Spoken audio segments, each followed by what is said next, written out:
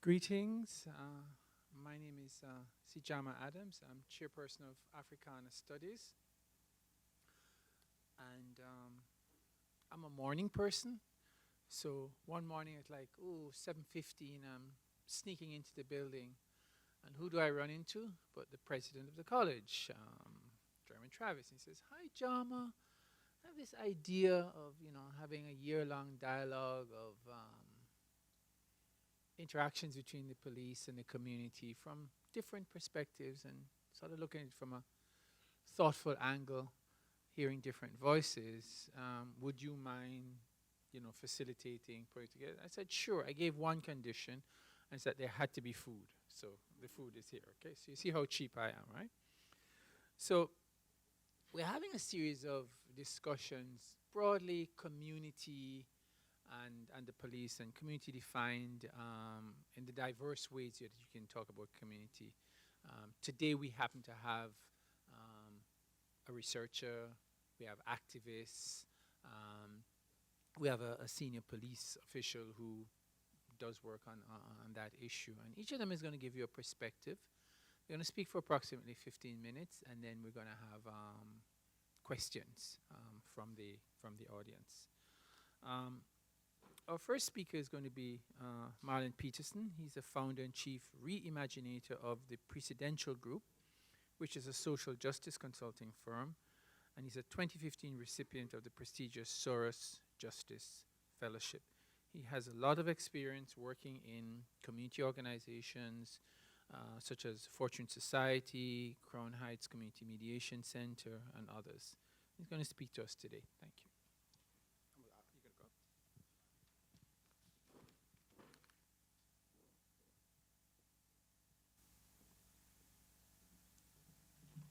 Good afternoon. Let's get some audience in here. Good afternoon.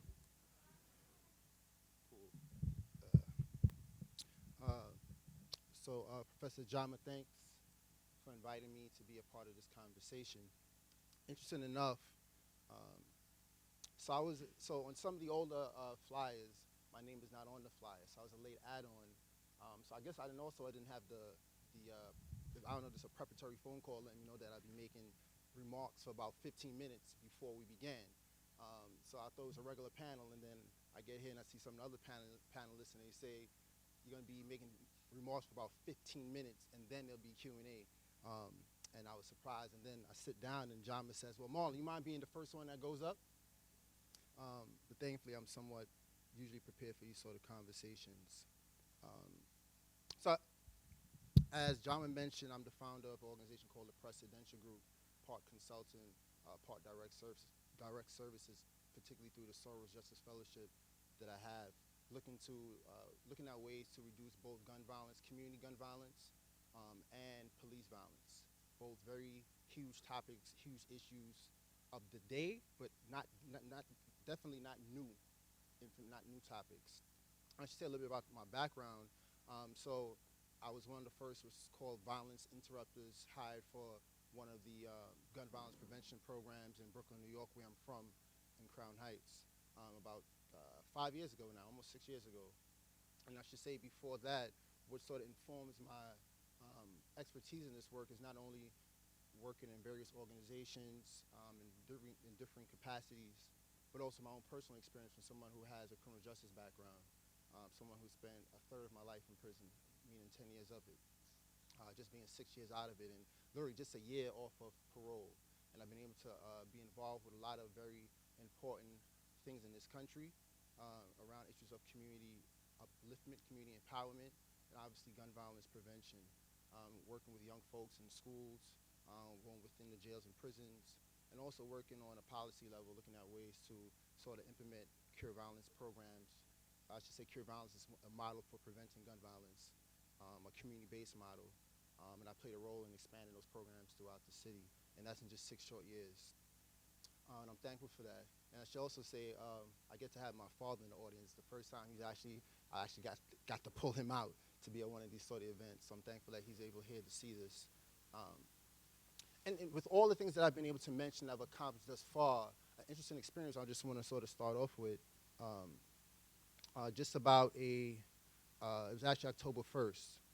of this year. And I was on my way home from visiting a friend upstate New York, and I had a rental car, a car rental. I live in Bed-Stuy, Brooklyn. I should put that out there. And I was on my way home in a rental. The rental was a 2016 car, Sonata. And it's about 10 o'clock at night, and I'm about 2.5 blocks from my home. And then I'm pulled over. So I'm pulled over by police. I go to the side, and then 2 cops, plainclothes cops, walk up to my car, one on the driver's side and one on the rear passenger side. And the officer asked me, as they should, pull down your window, put your car in park, and I did that. And the next question he asked me, are you on parole or probation? And I was like, no, I'm not on parole or probation. I'm thinking, like, even if I was, which I was a year ago, but why are you asking me? You're stopping me for a reason. And then the next question he asked me is this car yours? I say, it's a rental. And he said, is this rental yours? I said, well, yeah, it is registered to me. He says, let me see the documentation. So I give him my license and the rental agreement. He takes the license and gives it to his partner. And about, after a pause, we say a pregnant pause, he asked me, did you kill someone? I was like, no. Probably shouldn't even answer that sort of question in the first place. Then he asked me, well, did you shoot them or did you stab them? I was like, neither. Next question, well, why were you arrested for assault in the first degree? I said, that was 16 years ago. Mind you, even in the crime that I was arrested and convicted for, I was a co-defendant in it. I wasn't someone who actually, inflicted the harm on the folks. So I said, this is 16 years ago. And he just paused, and he says, well, as long as your license comes up clean, you'll be good to go. Mind you, he still hasn't told me why he stopped me. And then in the background, I hear his partner saying, attempted murder, attempted murder. I should say the crime that I was initially arrested for was a crime in which 2 people, to be very full of disclosure, the crime I was arrested for was attempted robbery that resulted in the death of 2 people, in which I was a lookout in the crime. And so he says, well, he's shouting out, I guess, what's coming up in the system as he ran my license. So now I'm like, I don't know what's about to happen. He's saying up all this stuff now, still not telling me why you stopped me. And then the next thing he says, well, let me tell you why we stopped you. We stopped you because you were driving too close behind us, and because when you got in front of us, you switched lanes without signaling. I said, okay. I knew I signaled, but I didn't say, there's no way for me to go back and forth about this at that moment. And then again, he repeated, once your license comes up clean, if your license comes up clean, you'll be good to go. And then he asked me, are you in a rush to go somewhere? I'm like, no, I live just 2 blocks up the road. He says, were you drinking? I'm like, no, I'm not drinking. So eventually my license comes back clean, and then he says, his partner says to him, what do you want to do with this one? And then he says, you let him go. Go home, no ticket, nothing happened.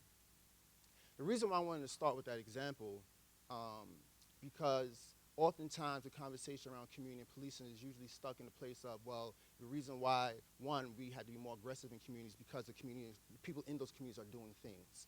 Or the reason why folks are maybe being resistant to the authority of law enforcement is because they are doing things that is against law enforcement. They're involved in some sort of illegal criminal activity. That's why they don't want to interact with law enforcement. That is obviously not the case in my example. And furthermore, just 2 weeks ago on Halloween, to add more to this story, a friend of mine was visiting me, coming to my home, and he was stopped on my block, which is 2 blocks away from where my incident occurred. And the police stopped him and asked him, around 10:30 at night, around the same time I was stopped a couple weeks earlier, and asked him as a first question, are you on parole or probation? I live in Bed-Stuy, a highly gentrified neighborhood, and my neighbors are white, and I can go out on a limb and say that is not a question they would ask my white neighbors, as a first question, as a second question, as a third question.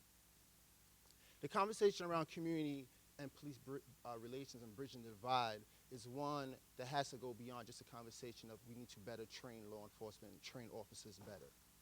I'm sure those officers were not trained and probably are going against training to ask me and stop me the way that they would stop and question me and stop and question the next person. I should say, my friend didn't write him a ticket either.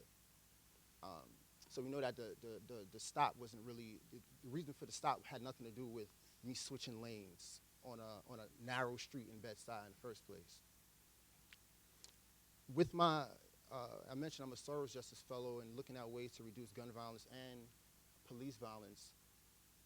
I see that there's an interconnection between the two. Gun violence is a huge problem in our neighborhoods, though not a problem as big as it was maybe 20 years ago in the 1990s when New York City averaged about 2,000 murders a year. Now we're down, under 400, which is great. But obviously 1 murder, 2 murders is way too much, correct? There are families that are traumatized by that. There's no question about that. So it's still largely a problem in communities in central Brooklyn. Sadly, though, I don't want to say sadly, probably like misunderstandingly so, many of the conversations around how to better police these communities pretty much the same way in terms of the conversation around adding more adding more officers in these communities, the same conversation that was had 20 years ago when there was a bigger problem. I often do a PowerPoint presentation, and there's some quotes on the board, on the screen. I'm not going to do that here, but there's usually some quotes on the screen, and they're recommendations made by criminal justice professionals. And it's about how to improve policing. And it's speaking about some of the problems about policing, and some of the recommendations are we need to better train officers. The force needs to be more diversified, and things of that nature. And I usually put up the first slide, and I ask people, well, when do you think this comment was said? And oftentimes folks would say, well, it was just said by President Obama or Commissioner Bratton or somebody in contemporary times.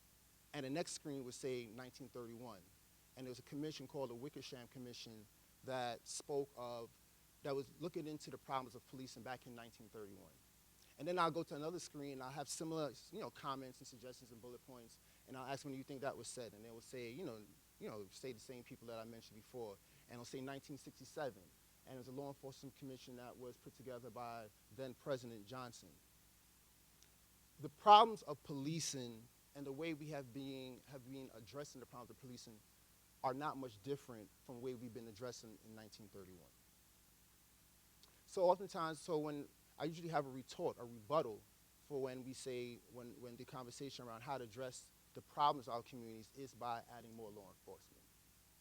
One, I don't think that's necessarily the case. Let me be clear. And I always give this example. 1945, Harlem riots in 1940, I believe 1943 it was started because of police on community violence. Watts riots in 1965 started because police on community violence. You go back to 1992 in LA because of police on community violence. And then you go to Ferguson, you go to Baltimore, police on community violence.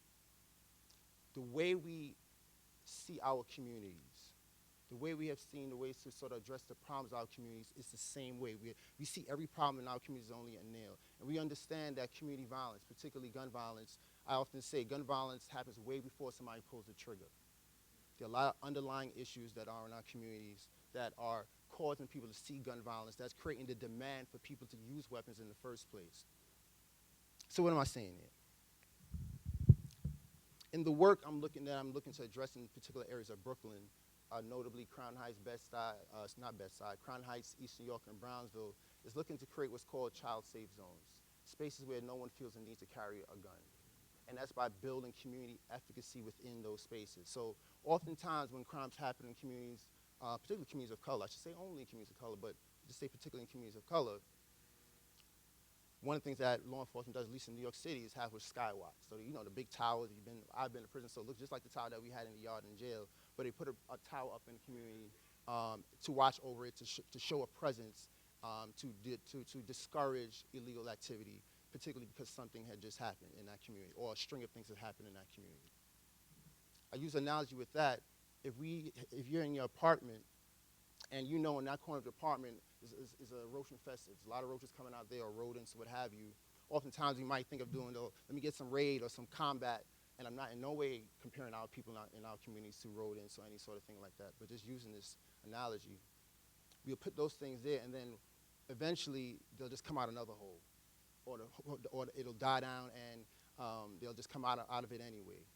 Instead of looking at, well, that's a hole, we need to first block up that hole. Or maybe even going further, we need to go inside the walls within that building, the infrastructure in that building, to really fix what's happening in the infrastructure of that building that's allowing these folks, not these folks, these vermin, these roaches, these rats, whatever, to come inside the place in the first place. We're going to the root of the problem.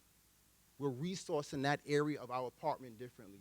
And I'm looking at how do we resource areas of our communities differently. So instead of only seeing punitive ways to address the problems in our community, how can we resource it differently?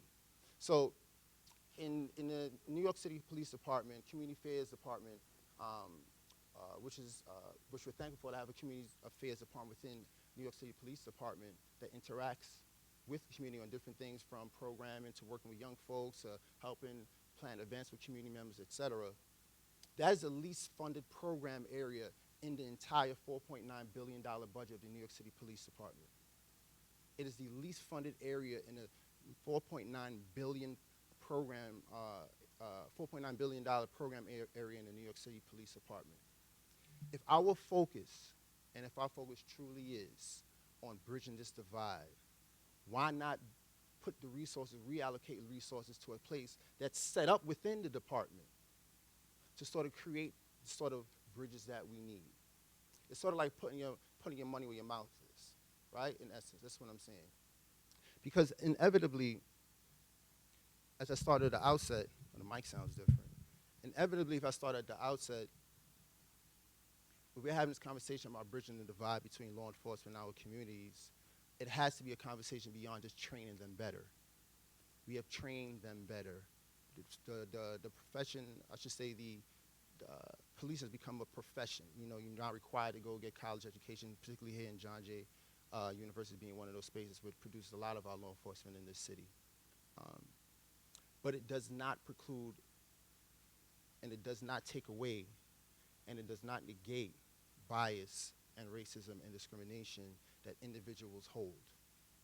And this bias that individuals hold is pervasive throughout the culture of law enforcement. That's not me just saying that. Just a couple of days ago, at the highest court of our land, Supreme Court Justice Sotomayor, in a ruling, in a dissent opinion of a ruling of a violation of the Fourth Amendment right of a person who was killed by police in Texas, she ruling as a dissenting opinion and mentioned that there is a culture, because of the folks who ruled and said that this officer was not wrong in killing this person who was driving. She said that her colleagues in the highest court were sort of were ruling in favor of a culture of discrimination that is pervasive in law enforcement. So this is not just Marlon, some guy who spent time in prison saying this. This is someone who is in the highest court of our land saying this. And therefore, as I have this conversation, we have community affairs officers into the room now, we need to be thinking boldly and differently about how we uplift the communities that are affected most highly by violence. Because be clear, this idea of seeing communities where people don't see the need to carry guns, including law enforcement, is not a myth. It's not some fairy tale. It's not some idealistic sort of fantasy. And I'll close over this experience.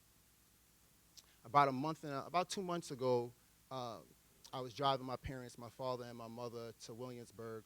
Interesting thing about Brooklyn, or even other parts of the city, you can literally just like not go to another part of the city for years if you don't have any real need to. My parents are immigrants from Trinidad, and they hadn't been to Williamsburg in about 15, 20 years or something like that. So we're driving there to go get them something to eat. It was still summer. It was a Thursday night. As we're driving through Williamsburg down Bedford Avenue, my mother's observing, all the bars out there and people outside drinking and, having a good time, just, going about their business. And first of all, she's surprised because she don't remember Williamsburg looking like that. Definitely the complexion of Williamsburg looks a lot different. And the next thing, and I often say expertly she observed, was, why is no police out here? In a place where folks are obviously publicly drinking, which is obviously a violation. I think it was an expert observation because she observed, one, that the existence or the non-existence, the existence of communities that are safe, people having a good time, actually exist here in Brooklyn or in New York City. And I think that the way we address the communities of color are completely different. Therefore, the communities that had those riots back in 47 and 65 and 92 and happen to be the same communities where crime and police violence interact at the same high rates. Thank you. Could you take questions now or no? Okay. Next presenter is going to be Professor Brett Stoudt, who is an assistant professor here at John Jay in psychology and gender studies, and he's also involved with the environmental psychology doctoral program at the Graduate Center. He's going to talk from a perspective of a researcher who his interests include social psychology of privilege. He's done stuff on community groups, lawyers, policymakers, both at the national and international level, and he uses lots of different research approaches. Professor Stoudt. I'm one of those professors who never does any exercise, and my Graduate Center class got out late. I ended up in front of a parade on Fifth Avenue. A weird subway forced me to run all the way here and up the stairs. So believe it or not, that's the most exercise I've gotten in 10 years, and my heart is still racing. So forgive my heartbeat. We're lucky to have an opportunity within the walls of a public university like John Jay College to hold complicated conversations about serious issues such as community-police relationships and the challenges and opportunities at at-risk communities. And in the name of this academic discussion, I want to start off blunt and to take issue with three things about this panel. First, I take issue with the term at-risk. In my field of social psychology, I don't think that it's just psychology, actually. The term at-risk tends to be focused on things within the individual.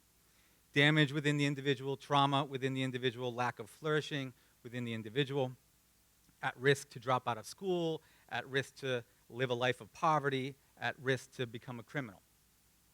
Change, then, is focused on things that the individual can do to buffer or mitigate that risk. When thinking about the term at risk, I believe we need to be thinking not how risk translates into the individual, but how risk emerges from structural and institutional disadvantages that are disproportionately distributed. At risk to bear the burden of oppressive structures. At risk to attend ineffective, test-focused, surveillance-heavy schools.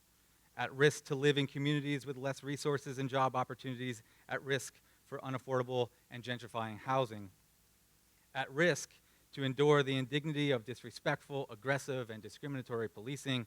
Change, then, is focused on historically and contextually situated roots, our unequal structures, institutions, and cultures.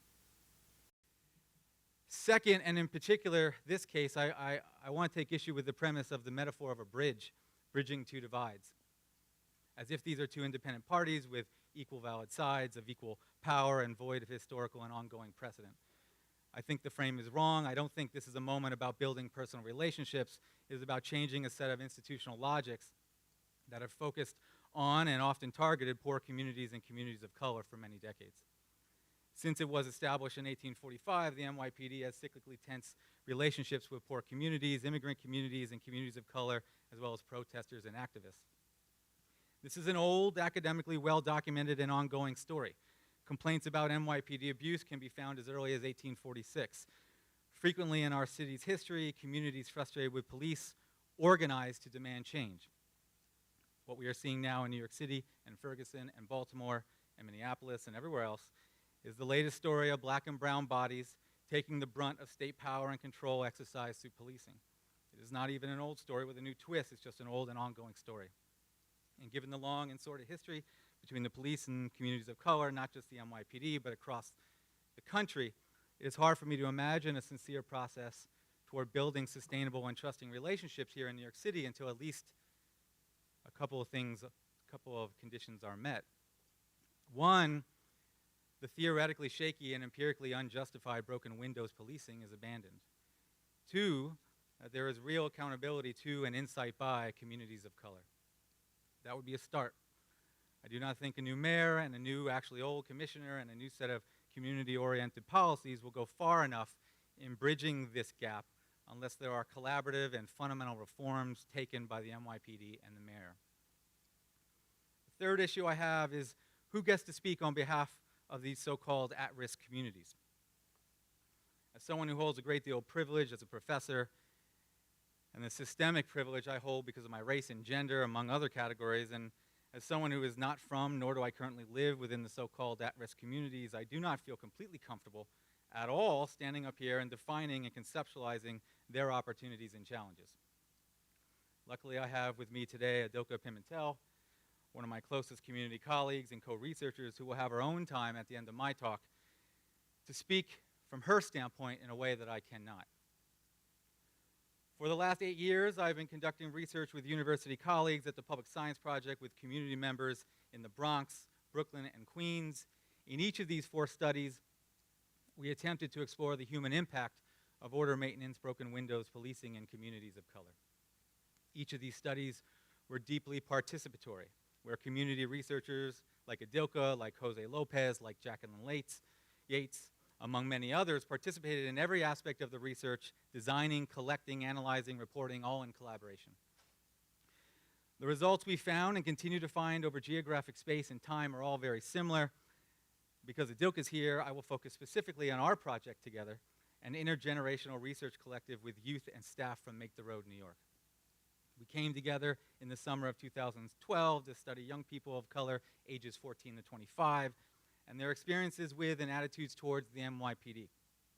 Going on 3 years, we created, disseminated, analyzed a large-scale survey of over 1,000 youth of color, analyzed public data sets, filmed documentary shorts, and collected over 20 in-depth interviews. What did our study find? In short, almost every young person of color who took our survey had some type of contact with police. Many reported persistent, unhelpful, disrespectful, aggressive, and even violent police encounters. The majority of people who took our survey expressed mistrust, fear, and anger towards the NYPD. Traumatic experiences and unfavorable attitudes like these were commonly reported in our study and across studies, potentially revealing how damaged police relationships are for youth of color in New York City. Our research also demonstrated the intense police presence in everyday intimate spaces of people's lives, including the home, the school, and streets. And our research documented the impact of policing upon family members, mothers who worry about their sons, little brothers and sisters watching their big brother get handcuffed. If these data and our interpretations are correct, and if the supporting studies from other scholars on this issue are correct, then now what? I have 3 concluding thoughts. One, I believe building trust and legitimacy between young people of color and police requires addressing systemic inequality in policing practices and policies. Young people of color and communities of color more broadly deserve non-discriminatory, institutionally unbiased, and constitutionally sound policing on both the individual and the structural levels. For me, it's not a matter of a few bad apples in the police force or a few racist cops, though unfit officers should be fired. It is not a matter of more training or even better trainings, though strong procedural education about community engagement, the law, and topics such as race and transgender issues are necessary. It is not a matter of community policing, though respectful, community-oriented police officers that are incentivized to de-escalate rather than use force are welcome. It is not about a more diverse police force. Officers of color also use deadly force, though it is imperative that police departments go out of their way to diversify. It is not about a larger force. In my opinion, adding more cops would be more of the same in communities of color, more of the same heightened surveillance, more of the same focus on minor offenses and misdemeanor arrests, more of the same increased opportunities for entrance into the criminal justice system. What I believe is needed is a systemic overhaul of the criminal justice system, an institutional reform of the NYPD, and a basic reframing of many of the assumptions of criminality. However, I want to lend my support to any reforms that will deplete human misery, suffering, and indignity. So until fundamental transformations can be made, I believe communities of color, including and especially young people, deserve to be included in a meaningful process of influence and independent oversight on how they are policed. 2, I believe investing broadly in communities of color make neighborhoods safer and is an important strategy for police reform. The police get more credit for public safety than I believe is warranted. I think that increased police surveillance and control does little to address the deeper roots of community safety. Community safety is much more than our police department and criminal justice system, but involves vibrant schools, living wage jobs, affordable housing, and overall social economic investment in low-income and communities of color. People's experience of policing and often gentrifying and still disinvested New York City is connected with other experiences of racialized dispossession. At the same time that people of color are being policed on an everyday basis, rents are going up, families are being displaced from their neighborhoods, school discipline and suspension rates remain too high, graduation rates are too low, and not enough living wage jobs exist. I believe then practices of broken windows policing help reproduce and then justify the unequal environments young people of color belong. The set of tools police have at their disposal are limited and largely involve aggression, surveillance, discipline, control, and entrance into the larger criminal justice system. I believe the solution is not to increase the size of the NYPD or expand their roles and services. The disorder broken windows policing seeks to contain are deep structural issues best addressed by limiting the role of police in our neighborhoods, and instead widely investing in resources, programs, and services for poor communities of color. We are letting down the young people of color in New York City in so many ways. Our public institutions continue to betray them.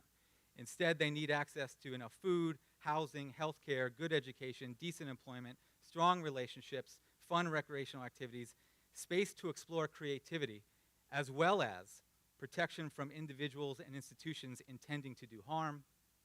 That includes neighborhood violence and other forms of violence like predatory lenders, white-collar exploitation, and this includes abusive and violent policing. And finally, let me finish that the level of social and economic insecurity produced in our country from neoliberalism does not have a peer in our Western world. It is the products of these insecurities that are policed. Poor communities and communities of color feel the greatest brunt of these unjust conditions of control and surveillance. This era of unprecedented incarceration and aggressive policing, I believe, has turned social and economic problems into criminal justice problems. It has turned behaviors from the perspective of privileged eyes that are considered a nuisance outside of the norm or morally deviant into illegal acts. And it has turned neighborhoods into symbolic and actual jails where the everyday experience of just living becomes criminalized because of the assumed potential for committing a crime. As a psychologist, I have to wonder what this all means for the growth and development of young people of color in New York City. We are told we need to have a larger police force in our neighborhoods, that vertical police patrols in our homes, school safety agents, and metal detectors in our schools, cameras, and other forms of intrusive surveillance are necessary for our protection. And if we don't, the grave consequences involve an unharnessed society of thieves, gangs, thugs, predators, prostitutes, and increasing crime, violence, death, as well as the unraveling of America's democratic foundation. This rhetoric makes it difficult to imagine an alternative other than what we have now. Most have not given a great deal of thought as to what policing, incarceration, or the larger criminal justice system could look like. Few of us have had serious conversations with friends and family about what functions and duties police are called to perform, what roles for police are even possible, or whether we think their expanding responsibilities are valuable and just. Solutions will certainly require complex and interconnected answers fitting for the complicated and confusing times we have. But one place to begin would be a citywide collective dialogue to imagine what could be, no matter how crazy, radical, and outrageous. Imagine what might our city look like to have no prisons? What conditions are needed to no longer rely on imprisonment as a means to control, punish, or rehabilitate? Imagine what might our city look like to have a police department with much less responsibility, much less proactive engagement, much less presence? What conditions would be needed to have a significantly smaller police department with roles that are drastically limited in our communities? Imagine, what does community safety look like beyond police, incarceration, and the larger criminal justice system? What conditions are needed to produce a safe, vibrant, and healthy neighborhood? I'd like to now introduce my friend Adilka Pimentel, my close colleague, co-researcher, co-community principal investigator. She is a youth organizer at Make the Road New York and will spend some time sharing her thoughts on this topic.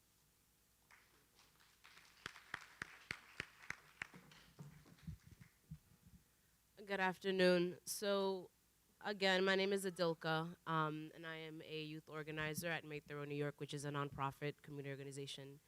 I am based basically out of the Bushwick office in Brooklyn. And just when I was talking to Brett, more what I wanted to do was kind of paint the picture of what the police movement is like in the streets for people of color, right? So I work with young people aged 14 to 25.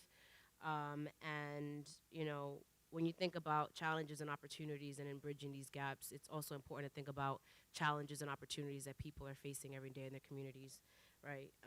And like Brett mentioned earlier, it begins with broken windows policing, stems down to things like stop, question, and frisk, to low-level offenses and quality of life violations, which also includes like the hyper-aggressive policing that's been happening with homeless folk lately as well. So when I talk about challenges, right, what I'm talking about is to be 16 years old and walking in Bed-Stuy and have a plainclothes officer hop out of an unmarked vehicle, right? It means to be put up against a wall and searched unlawfully. It means for me as a woman, right, there is a different narrative with women in policing. As a woman, you know, to be threatened to be arrested and thrown out of a train station because I'm asking why I'm being searched and picked out randomly. It is as a person who's in the streets multiple times, you know, protesting, to be pepper sprayed the minute I step off within a group, right? Although we were peacefully together. You know, I think it's important to think about this kind of stuff. And, you know, we are living in an epidemic right now where it feels to be, you know, there is this danger to be a person of color, and it just feels dangerous for us to walk down the street even, right? Because you are a target. There is a target on your back. It is in at-risk communities. These are targeted communities that are targeted disproportionately, you know, and what it's done is sparked movements, right? The brother in the beginning mentioned Ferguson, Baltimore. You know, it's sparked movements like the Black Lives Matter movement, and it's anywhere from local to national. And I want to really, really think about, you know, what it looks like in terms of a lack of accountability, right? Lack of accountability means, you know, think about Kai Gurley, right? November 20th is the 1-year anniversary of Kai Gurley, who was killed in the pink houses in Brooklyn. There's still been no accountability. It means December 3rd, marking the 1-year non-indictment of the officer who killed Eric Garner, right? There is a sense of detachment with communities and police because we feel that there is no accountability. Statistically, every 28 hours, a black person is killed by law enforcement, and we've been noticing nothing happens after that, right? So that's, you know, we think about challenges, also think about that. And it really includes even bringing our communities to the table, right? There would have been almost no kind of community representation at this table, and I feel like the community is an important stakeholder to have around when we talk about these conversations.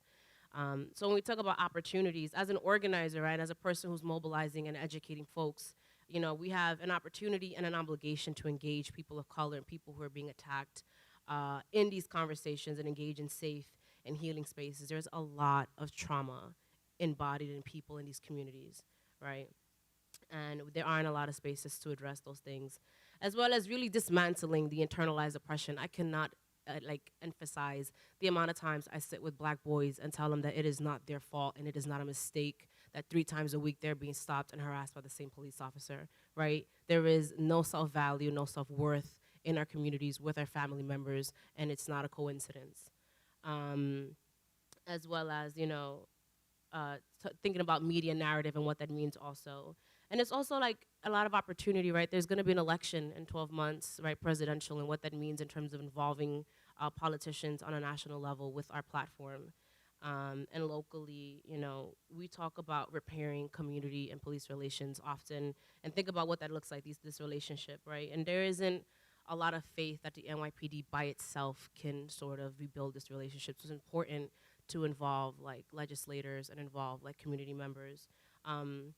And for example, just even locally, we're trying to pass right now is a thing called the Right to Know Act, which is a bill that consists of 2 pieces. There is an ID bill, which simply is asking for an officer to identify themselves, right? Who are you?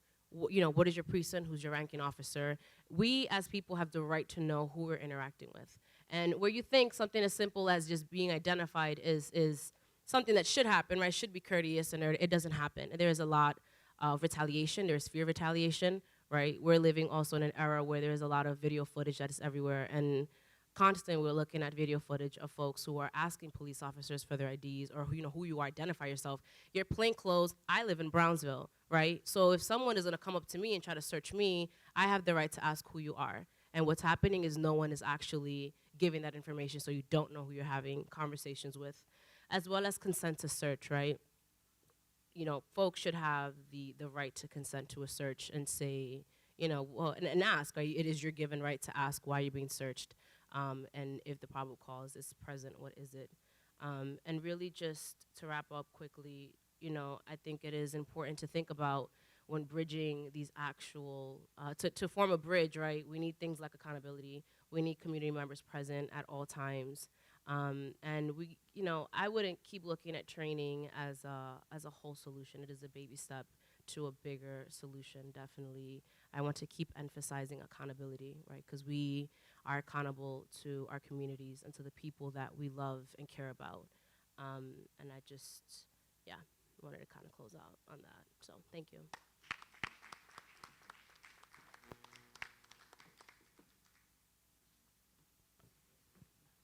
Thank you. Our next speaker is Juan Rivera, who is a program director of the BronxWorks Homeless Outreach Team. And he's been working with the homeless population since 2000. He's a licensed social worker in New York City, graduate of Hunter. And welcome. Thank you. All right, good afternoon, everyone. All right, I just want to take a moment to acknowledge that it is Veterans Day, so I want to say thank you to all the veterans, past and present.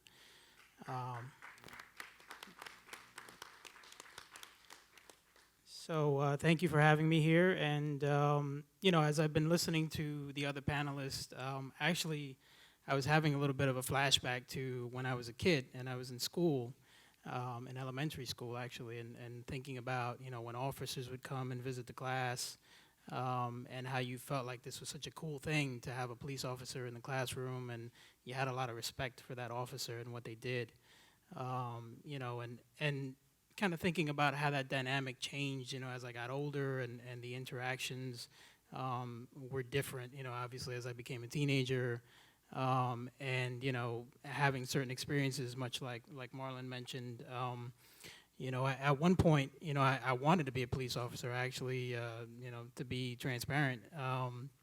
But I had a similar experience as Marlon did, where I was pulled over, and I had a very sort of traumatic experience, I feel like, where I was asked a lot of questions that I felt were just, I didn't know where they were coming from. I felt very threatened. I felt like my life was in danger. In the end, what I was told by the officers when the whole interaction kind of finished, they said to me that I wasn't the criminal that they thought I was. And that was sort of their way of excusing, I guess, whatever behavior had just taken place. Mind you, I had a PBA card, and I think that's probably the only thing that might have kind of saved me, is that I did have that. But the officer that gave it to me wasn't very supportive, actually, in the moment. They called him, and I was told that I just had to sort of eat crow and kind of deal with it. So, I think after I had that experience, it really sort of changed my perspective on what it was that I wanted to do. So, kind of fast forward years later, I decided to go into social work. I had been working with the homeless population for years. I just didn't have the formal education. So thinking about, some of the, I was kind of thinking about some of the similarities between social work and sort of what a police officer is asked to do. And I thought about, as an officer, I think, or as a social worker, you want to help people. That's part of your goal, I think. I think most people go into it for those reasons. And, both professions have an impact on their communities that they serve. And both professions carry a lot of power. And that power is what I really want to talk about. I think that there's a danger to that power. If you don't know how to wield that power, if you don't have the self-awareness to really understand it and to understand how it impacts people, you can easily make someone's life, pretty miserable for the moment or maybe for, forever.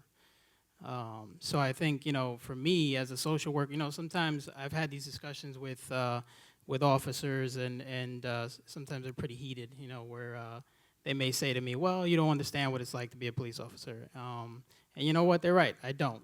But I think that, in my profession, if I have a bad day, maybe I deny someone a service that they probably should get, or maybe I don't make an effort to do a certain thing. Where I think as a police officer, if you have a bad day, I think the results could be so much more dramatically worse for someone. And that's not to excuse the social work profession, because there's plenty of bad social workers out there, unfortunately. So, I think about, the different tools and the different things that we bring to the table. I think police officers are often asked to handle situations that, perhaps they're just not trained to handle. And I think, that is that's kind of my concern, is that, for example, like I work with the homeless population, so we do end up engaging folks who have mental health concerns, for example. Sometimes police officers are called to try to engage with those individuals and, provide some kind of, maybe ask them to leave a location, maybe try to get them to come inside. Maybe that person has a reaction, maybe that person, doesn't, cooperate. And then the situation can quickly turn, violent for that person. Whereas, I think our team, is trained to sort of handle those situations and really work with those individuals and understand the issues that are going on. I think about domestic violence, for example. Like officers are called to, to scenes of domestic violence. Are they necessarily trained to understand the dynamics of that, of what's going on? It's much more than just sort of enforcing the law and handling the violence of it. There's a lot more that goes into that. So I think about those kind of things where it's like, officers are really called to do things that perhaps they shouldn't be called to do. There really needs to be a little more, I think, of a focus for police officers in terms of what they should be doing, what maybe someone else should be doing. And as a society, what we're asking police officers to handle. So, it's interesting, like, my work with the homeless, I've had some really positive experiences with officers. I've seen some pretty amazing work. The police department has a unit that actually works with the homeless, and we've worked with them, pretty closely. And it's great to see folks that are really sort of interested in catering to the issues of the population. But then I've also seen, officers who just aren't, prepared to do that. And so as a social worker, I feel like, our role in that sense is to educate and advocate.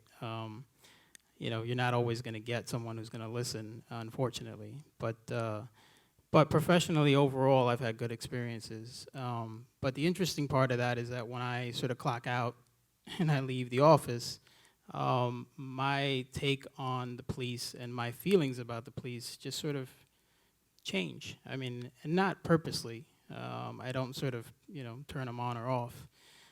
There's just something, there's a different feel to it.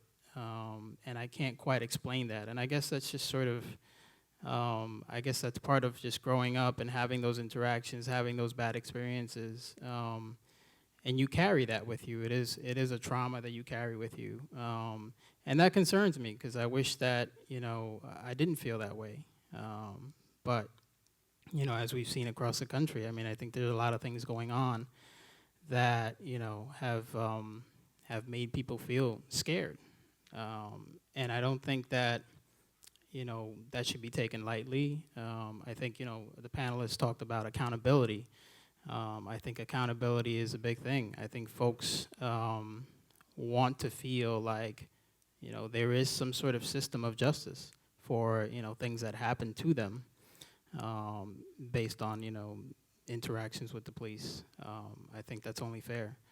And I think it's interesting, whenever there's even a sort of a challenge to the police department, when there's a call for, for accountability to say, hey, this was wrong. This was done wrong. This person should be fired. This person should be disciplined. Even the mere sort of question of that is seen as offensive to the police department or to the higher-ups in the police department.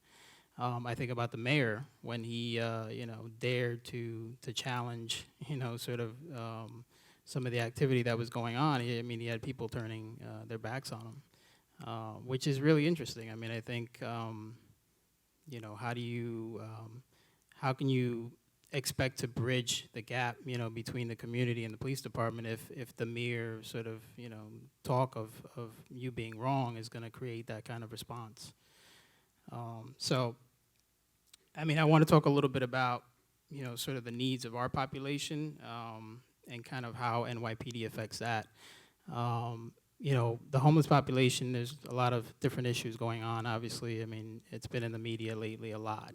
I've actually been called to do a few things with the media lately to kind of tell some stories about what's happening on the street. A big part of what's happening is substance abuse.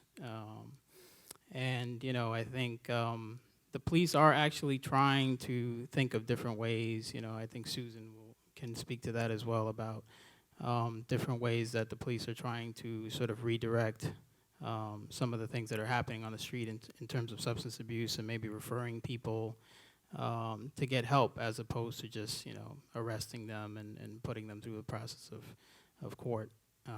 So, substance abuse is a big thing, and we've engaged with the precincts. We've tried to get them to help us to really, sort of, try to get the folks to accept our services. I think we can probably do a better job of getting folks where they need to go, as opposed to running them through the system and kind of having them come right back out. So those are things that we're working on a precinct level with the police. And so I think that's a great thing. I'm happy about that. Do I think it's going to be, a magical solution, that it's going to work great? There's going to be pitfalls to it, and we're working our way, through those things. But, ultimately, my thoughts are about culture with the police department and kind of how that impacts us as a community. Culture is a big thing. I don't think you can change the culture of the police department by having, a conversation. I don't think you can change it by changing the commissioner, changing the mayor, anything like that. I think that there is just a long history of culture that it's really difficult to even try to take it on for the whole department. I think that you really have to work at a precinct level to try to change the culture in that precinct. And, basically as a community member, I think you do have to be a part of that conversation. Otherwise, that power dynamic is always going to be, uneven. So, just to finish off, I think police officers really, I think maybe the police department should hire a lot of social workers. Maybe that might help in terms of, self-awareness. I think that's something that as a social worker, we carry with us every day. It's a big part of our core, ethic, is to be self-aware of our own biases and of our own, sort of personal values and how they impact our clients. I think if police officers had more self-awareness, I think that, they would probably, I would hope, make different decisions within the communities that they serve. And also cultural competency. I watched the first conversation here, Bridging the Divide, where there were some officers who actually spoke about cultural competency, and I thought that was pretty impressive, because I think folks do need to understand who they're working with, who the community is, and what their cultural backgrounds are, and how that impacts, their daily activities. It's a really important thing. I think we do need the police. I'm not someone who thinks that we don't need the police, but we need a different police department. We need a police department that is understanding of the power that they carry and the impact on the community. Thank you.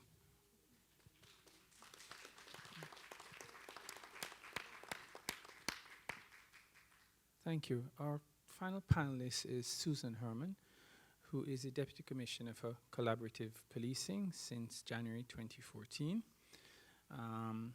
With that portfolio, she is responsible, her role is to foster shared responsibility for public safety through productive partnerships with individuals, communities, and city agencies. Collaborative policing supports the New York City Police Department's efforts to prevent and control crime and nurture constructive relationships with communities.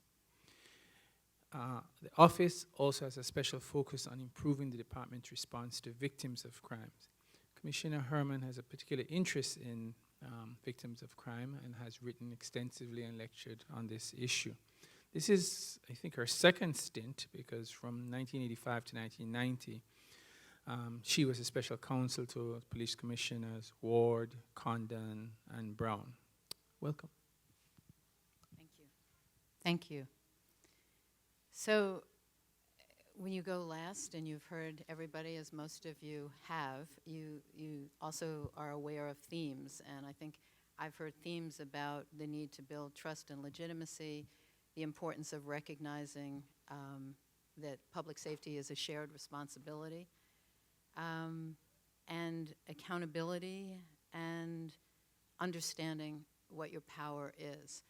I came back to the police department in 2014 with Commissioner Bratton because I felt strongly that this was a moment of opportunity in the NYPD, that this was a time of great challenge and great opportunity across the country, but that if NYPD could do a better job and get it right, that we could have an enormous impact for policing across America. And I still believe that. I think we've heard a lot about the need to change the culture. I don't think anybody would argue, I would certainly not argue, that if you addressed poverty and racism and literacy and employment and healthcare, you would have safer communities. I would never argue that that could not help our communities be safer. If you're sitting from the police department perspective, I think you would want, as I would want, the police department to also try and figure out what it is that the police can and should do differently, if anything. What's our role, as everybody should try and get their own house in order? What is it that the police can and should be doing differently to change our culture, to improve our culture? And when you think about it, none of these things that I'm about to say is a magic bullet. None of these things alone does it. But I think you would agree that if you were going to change the culture of any large institution, including the NYPD, you would want to recruit differently. You would want to train differently. You would want to supervise differently. And you would want to hold officers accountable differently, discipline differently. And throughout all of that, you would also probably want to have different policies of policing, different ways that you police. So what I'd like to do is tell you a little bit about some training, some supervision, some disciplines, some police policies, things that I think will ultimately make a big difference in the culture of the police department. And I'll end by talking about the two things that I think are probably the most fundamental and influential culture changes in the department. The first is something that we actually worked on together for, I don't know, over a year, sitting around a table in this building with lots of community members, lots of representatives from different community-based organizations and several city agencies. We tried to figure out ways to bring a public health perspective and a criminal justice perspective together to enhance safety and to keep people who don't necessarily need to get into the criminal justice system, where society wouldn't necessarily benefit by having people in the criminal justice system, to keep them out. And that was a program that we've never come up with a good name for, but we sometimes call the Subway Homeless Diversion Program, where in fact we have paired police officers and social workers to be in the subways together, joint patrol, on the platforms, on the trains, and at end of terminal stations, so that people who have committed violation to misdemeanor level offenses are offered assistance, are offered services over and over and over again. And when those pairs go out, they are never engaged in enforcement. They are only engaged in offering services. And we are, I mean, one of the challenges that, one of the questions that Juan raised, maybe we should be hiring a whole lot more social workers in the police department. We are actually hiring a whole lot more social workers, but we're also working with other community-based organizations. We don't need to have them all in the police department. We can partner with them. And that's what we're doing with organizations in all 5 boroughs. But this particular program, one of the things that we're trying to look at and research carefully, it's very hard to research, is is it a good idea to have the cop and the social worker together? Is it just as effective to have 2 cops together? Or is it just as or more effective to have 2 social workers together? Because if it is just as or more effective to have 2 social workers, we'd be the first ones to say, hire a whole lot more social workers and offer them services and see if the acceptance rate is as good or better. The only thing that we know so far is that there's certain places that the social workers won't go unless they're with us. And they won't go on the trains. They'll be in the terminals and they'll on the platform, and they'll be in the end of terminal. But they won't go on the trains without us because they feel it's not safe to be encountering people in such close quarters. So that's an interesting conversation. And these are important conversations that we're engaged in. That's just one program. It is absolutely true that police officers are called to respond to people with mental illness over and over again, hundreds of thousands of these calls a year. And the feedback that we got when we met with community-based organizations, people who are consumers of mental health care, was that officers needed to know more about a wider range of mental illnesses and the interaction with substance abuse. Our emergency services unit traditionally has gotten 5 days of pretty sophisticated training in that area, and our recruits have gotten 1 day of training in that area. And the only in-service training our officers have gotten over the years is 2 days of firearms training. That's it. So we have now developed, and we've gotten funding to train 10,000 up to, well, we have funding now for 5,500. We're asking for funding for up to 10,000 officers in 4 days of this training. So almost as much as the elite core of the ESU, the Emergency Services Unit. This training is in play, it's happening. We're training officers who are the first responders to know, first of all, what they're seeing, to assess danger differently, and to respond more appropriately. And it will, we think, have a great impact in how officers know when to call the ESU, when it's go to the hospital, when it's err on the side of going to the hospital, and how to talk to somebody appropriately so that you can go to the hospital in an appropriate way. This kind of training is, I think, exactly the kind of training that you want officers to have. So sort of statements that, you know, it's not just training. I'd be the first person to say it's not just training, but it's a lot about training. Officers have never been trained to recognize and know how to respond appropriately in certain situations. Their behavior will change when they have that training and when their supervisors reinforce that training. I also mentioned that we need different policies. It's not just training, it's not just recruitment, it's not just supervision. It's policies that keep people out of the system who don't need to be in the system. So because I know that, and we've learned, that there's a great deal of confusion about our new marijuana policy, I brought 50 copies of our new marijuana policy so that you can see it, you can read it. Small amounts of marijuana now, unless you don't have an ID or you have a warrant, typically result in a summons unless you are burning a joint in public, and then you will be arrested for smoking in public. But that means that arrests for small amounts of marijuana from 2013 to 2014 have gone down almost 50%, something like 47%, arrests down. Summonses have gone up at the same time, about 25%.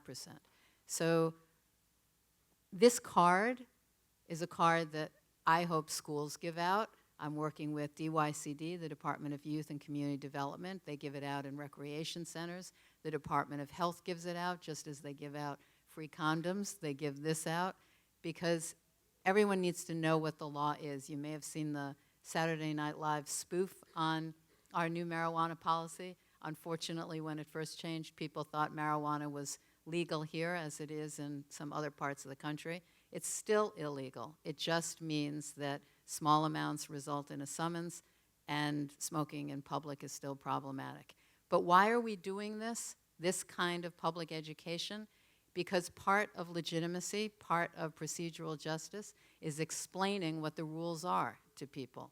And so we've got, the first 50,000 of these are already on the street, and I hope you distribute them here at John Jay.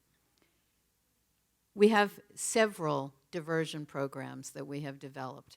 A diversion program for 16 and 17-year-olds who've committed nonviolent offenses. We've talked about the CIT training to get people mental health and substance abuse assistance. We talked about getting homeless people in the subways.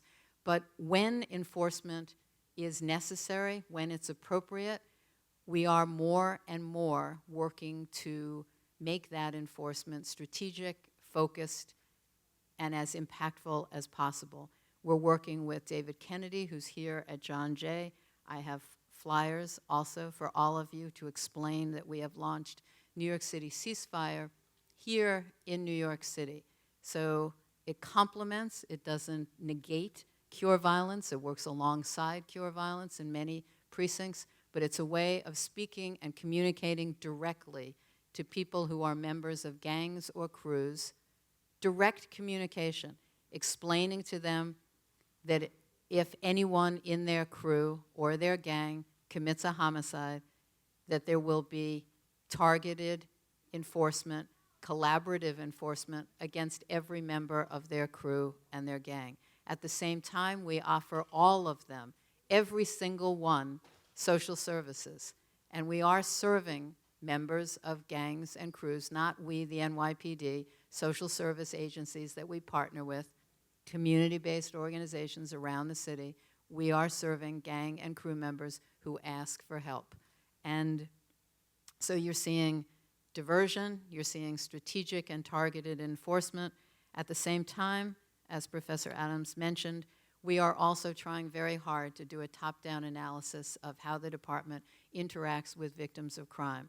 And one of the things that we're doing, we absolutely are hiring more social workers. Again, we're partnering, we'll be contracting with a nonprofit organization.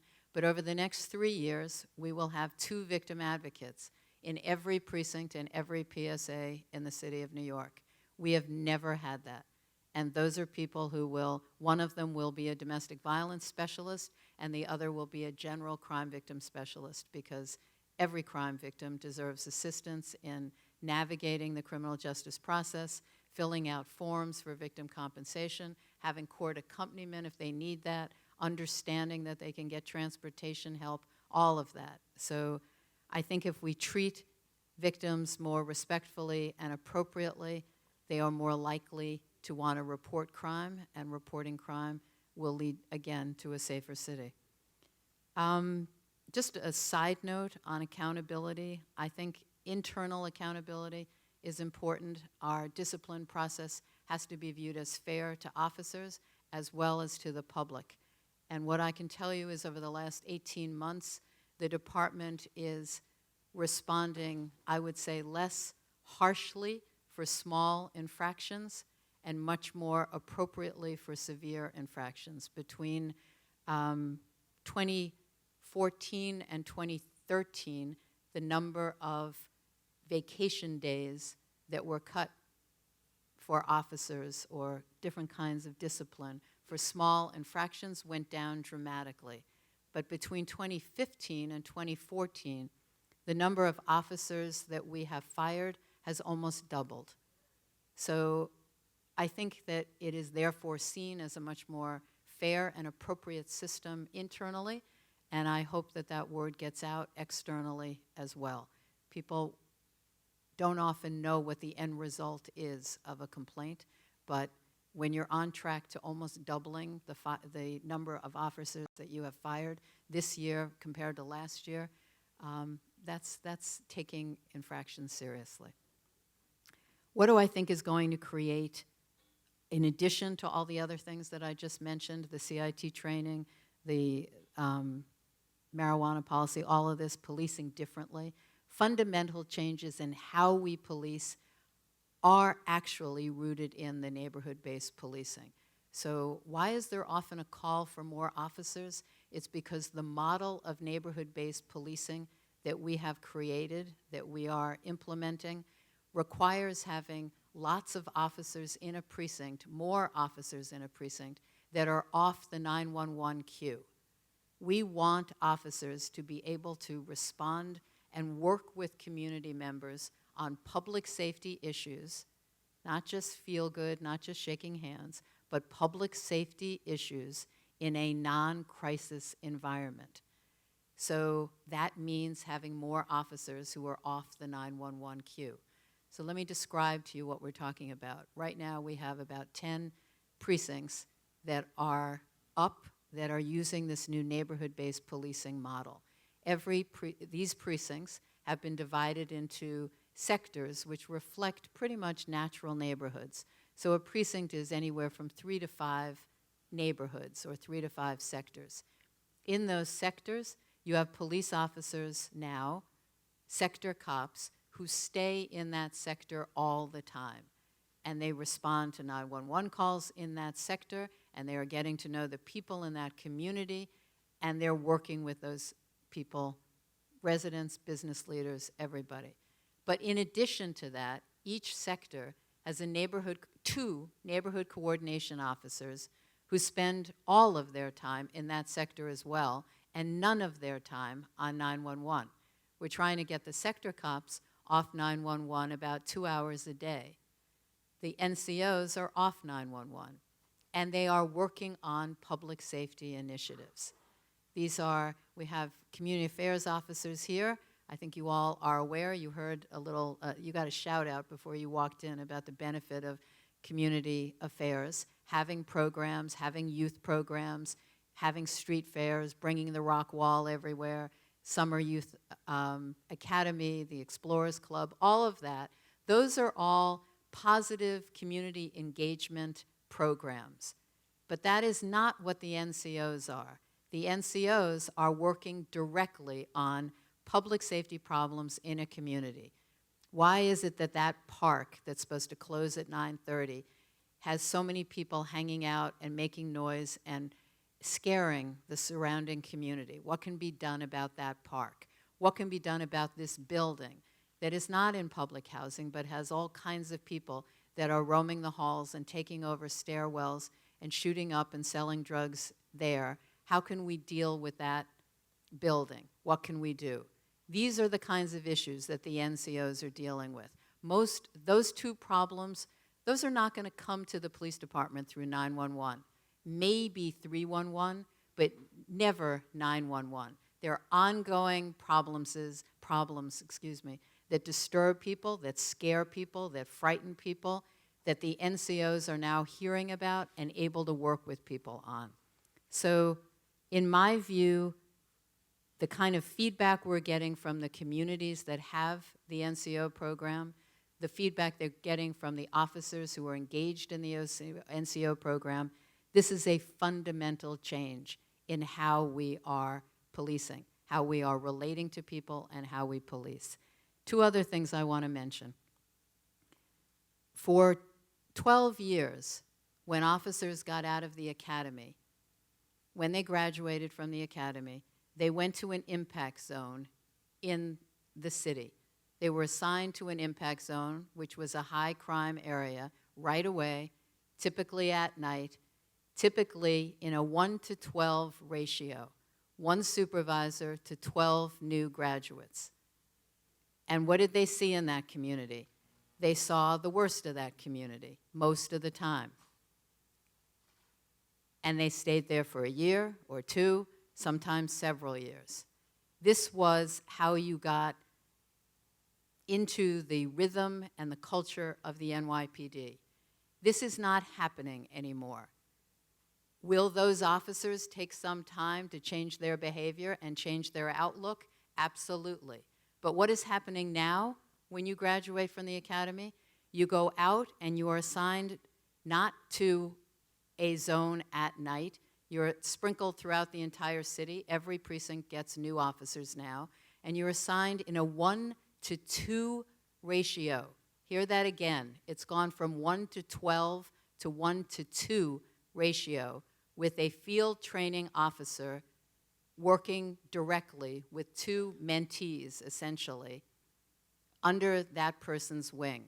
That is what you want. You want an experienced cop helping 2 new recruits understand what policing is about and how to recruit. Do you want the voice of the community to orient these new young officers? Absolutely. So we have now over 500 volunteer community partners, and any one of you who wants to be a community partner can be a community partner. These are community members of all kinds, business people, residents, young, old, who work with these young recruits a couple of hours every week to say, this is the corner where I feel afraid. This is the church where every Tuesday night there's double parking. Leave it alone because it's just a bingo game. This is the street where this went down a while ago. There's a lot of sensitivity about it. There are discussions about the need to say hello. And there are discussions about why officers are afraid to say hello.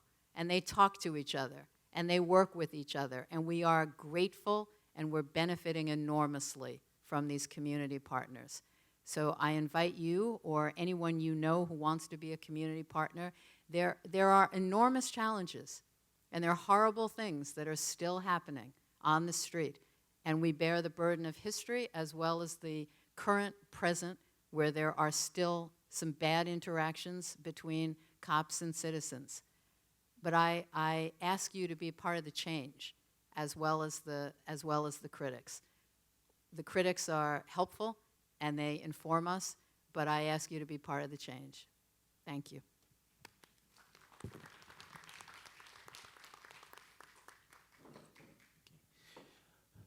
Just to reintroduce the panel, Brett Stoudt, Adelka Pimentel, Marlon Peterson, Juan Rivera, Susan Herman. So now we're going to be open for questions. I'm going to bring the mic around to anybody who wants a question.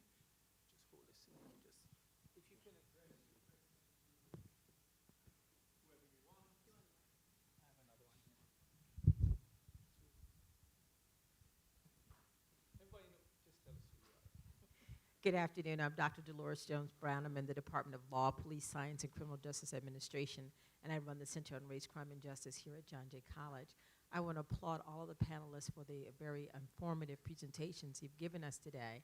And I'd like to direct my question to Susan Herman, and because she's the Commissioner of Collaborative Policing. It sounds like the department has made a number of strides in attempting to address some of the issues that have created the divide in the city between the communities that are served by the police and the police department. But Commissioner Herman, I think you're in a very unique position, having served under 2 police commissioners of color, Ward and Brown, and now serving under Commissioner Bratton. And so I would suggest that the one word that you didn't talk a lot about in terms of changes is leadership issues, right? So the supervisor supervises at the field level, but several of the panelists talked about the fact that broken windows policing, which is the sort of strategy that the current commissioner has sort of aligned himself with, And then the previous commissioner had aligned himself with aggressive stop and frisk as the primary strategy that he supported. Both those strategies have been resisted by the communities who were policed the most. Both the commissioners have sort of hung doggedly to their belief in the effectiveness of those strategies. Since the communities who were policed the most still have take great exception to the broken windows approach, do you see Commissioner Bratton being able to sometime soon give back to the community on this notion that he believes that broken windows policing is an essential part of policing in New York City? And if not, why not? Do I think he'll give back to Dolores? Did you mean that? Yes. What do you mean? Will he stop broken? His hold on his belief that broken windows policing is a or the primary strategy for keeping crime down in New York. So I don't know that he would say that it's the. I think he feels strongly that it's a, and an important part of the strategy. And I think what often gets lost in the discussion of broken windows is that neither Commissioner Bratton nor George Kelling, who I actually had hoped would be here today but couldn't, neither of them ever intended the sort of the cornerstone of broken windows, which is addressing crime and disorder, addressing disorder. Neither of them ever intended that the only way, or even the primary way, of addressing is arrest. They would say it's very important to address disorder because disorder not only in itself is problematic but leads to greater problems. But they would say there's a wide variety of ways to address it, from warning and admonishment to arrest to problem solving. And one of the things that I tried to demonstrate was that the toolbox is getting bigger and bigger at the NYPD, that it's not just stop and frisk, it's not just arrests. Arrests have gone down tremendously. We will have had, by the end of this year, 1 million fewer negative or enforcement-related encounters with the public. That's arrests and summonses are going way, way, way down. I don't think he's going to back off from addressing problems of crime and disorder, just address them in a wide variety of ways. Wider.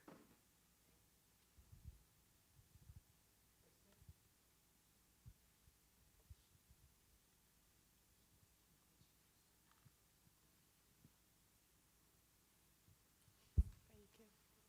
You guys spoke about like officers and social workers being involved, but when it comes to youth-related crimes, do you think that guidance counselors should be also involved in that conversation? I'm sorry, could you repeat it a little louder? I'm not sure it's on. You said that officers and social workers being involved to help the community, but when it comes to youth-related crimes, such as like gangs and so forth, do you think that guidance counselors should also be involved in that conversation so we can basically find the core of the problem that's affecting these young individuals? Yes, I do. Yes, I absolutely believe in shared responsibility for public safety, and if schools and hospitals and other institutions stepped up and did more, it would be terrific. And in our Project Reset, which is a diversion program, we are working with social services, with young people. If you're talking specifically about gangs and crews, we do have a social service component to it. We're trying increasingly to work with community members, but also to bring in schools. Absolutely. There's a role for everybody. I guess my question is to the community folks, and any and all can respond to this. In terms of saying a bit more about how more substantially you think the community could be involved in the NYPD. This is not my area, but you get the sense sometimes that the administrative or legal framework sort of gives the authority to the city and its department rather than to the community. Now the community does it if is involved if the city wants, and I use the word city broadly, the agency. So if you could speak about some of the initiatives or some of the changes you see necessary, if my assumption is correct, to get more substantive community involvement. Okay. Send the mic.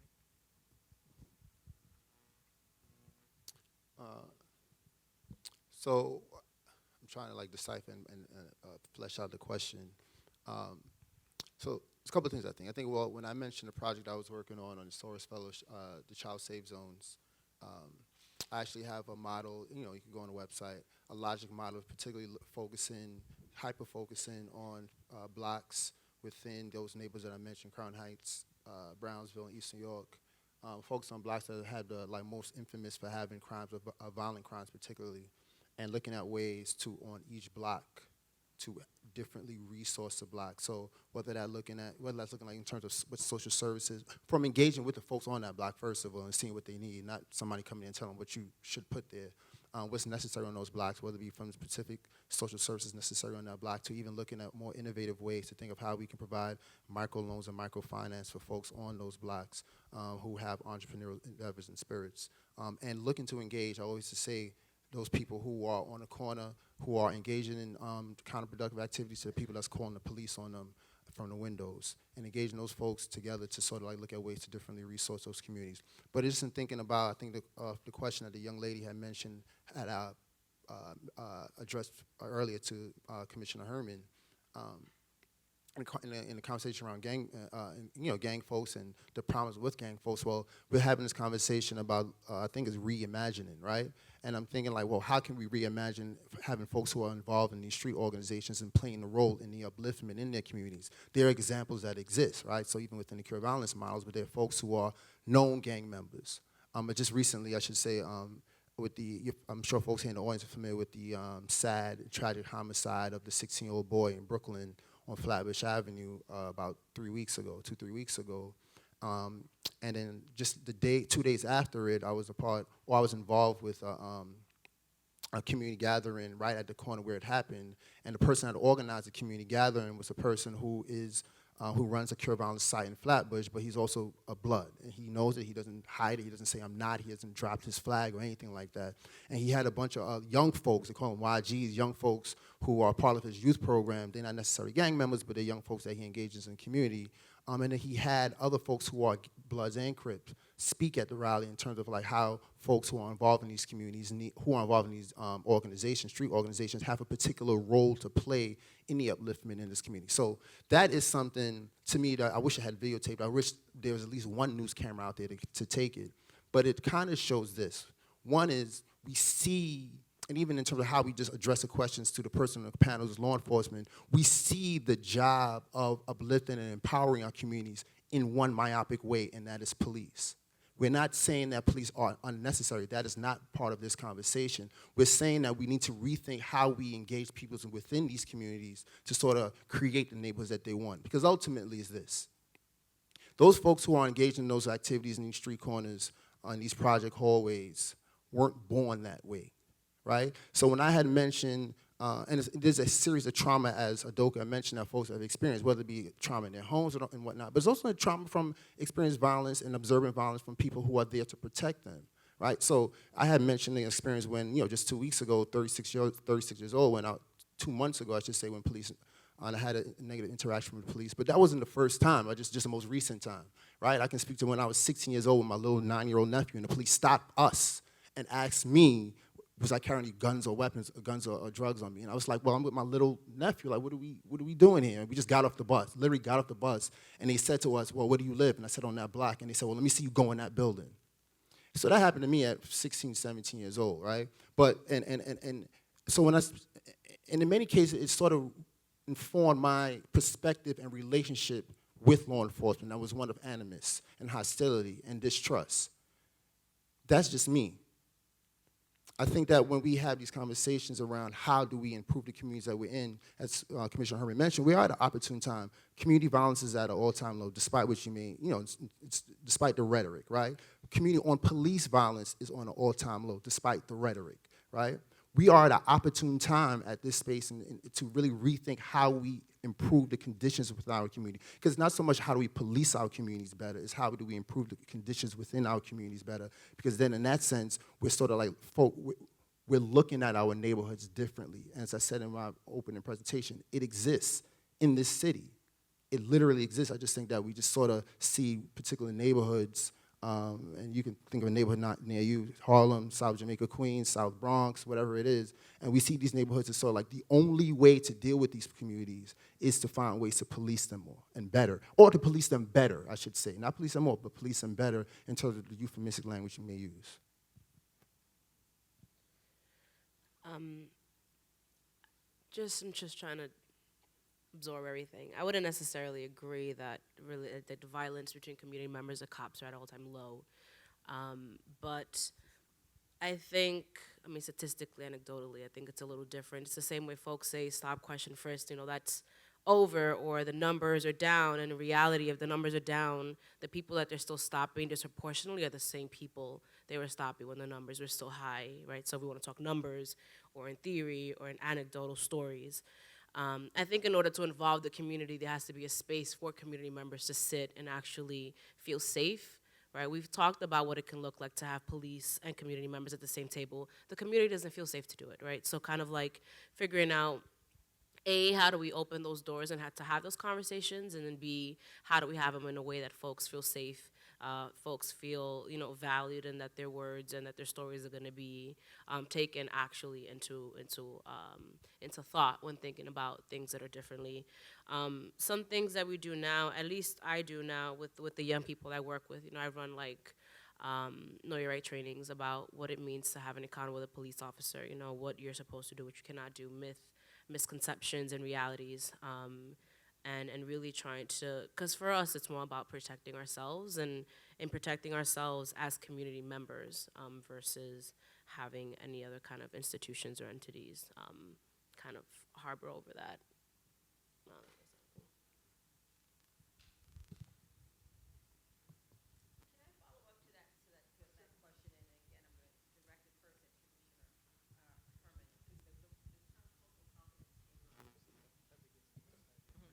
The term cultural competence came up, and the example that you gave of the park that should close at 9:30, and rather than have people there who are engaging in behavior that is, scaring other members. The various tools that you talked about that are expansion of the toolbox didn't include this notion of, obviously there's a need in that community. It sounds like for this space to be open beyond 9:30, and that there may not be a conversation taking place within the police department about finding out from the people who want to be there after 9:30 or who may need to be there after 9:30, how the department could, if at all, help them address those needs. And so I think the focus on sort of order maintenance and the department's allegiance to that totally discounts the human experience and the needs of people in the community.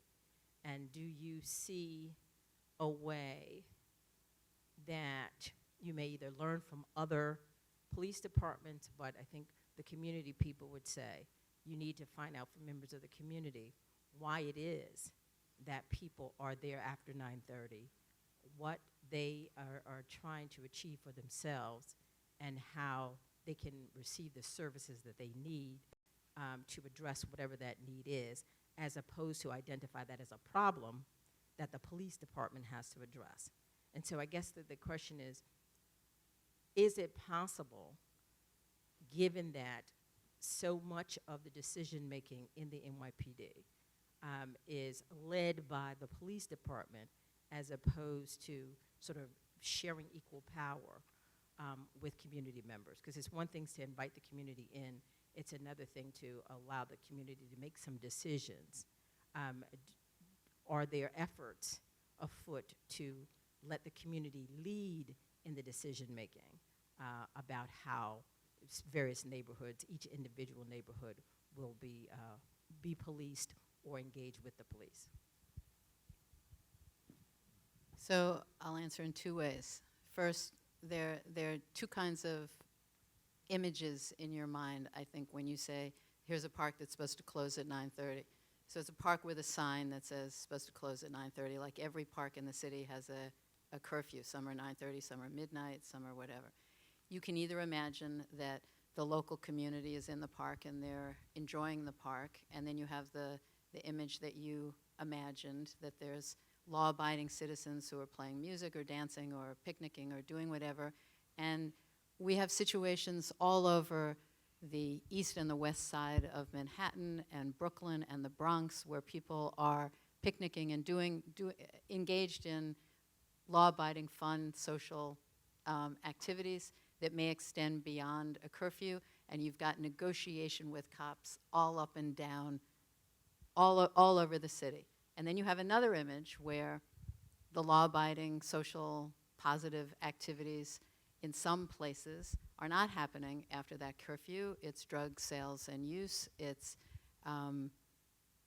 sort of, let's just say, highly problematic behavior that I think most members in that community are the ones who are talking to the police and saying, we want them out of the park, right? So they're different images, but that example that I gave was an example from a neighborhood-based policing community where it's community members who identified that as a problem and said, we want the park cleared.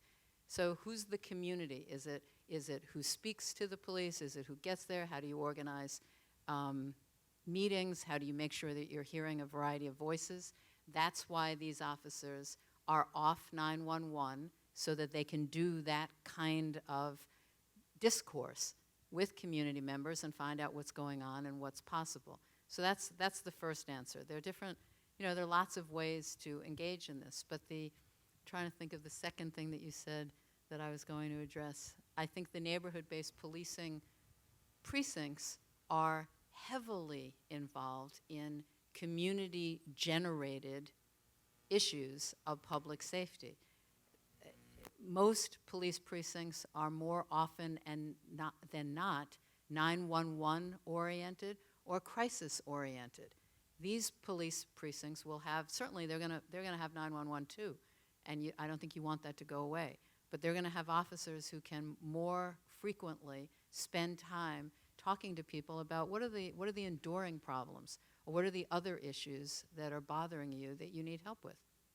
And they're not generating them, they're coming to them because they're walking around and they're talking to people and they're getting a sense of what people want. So I think that is what's happening.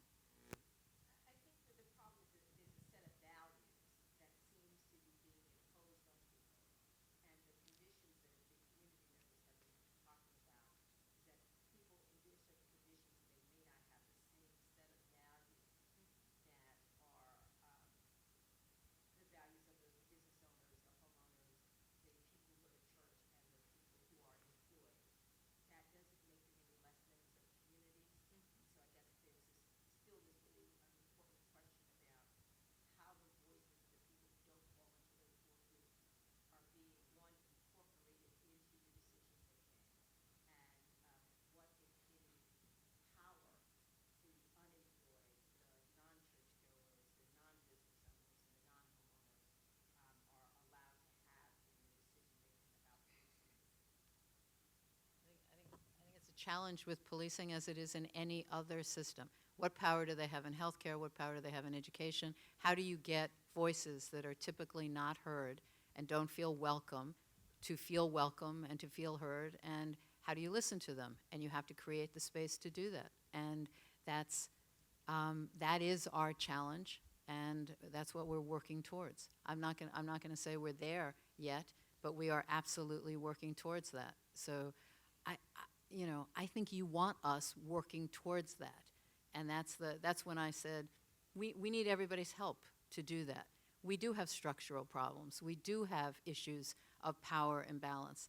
And the only way you do that is that you welcome people in and you listen, and you try and behave differently as a result. And we're slowly turning a ship around in a harbor. It's going to take some time, but we are working towards that.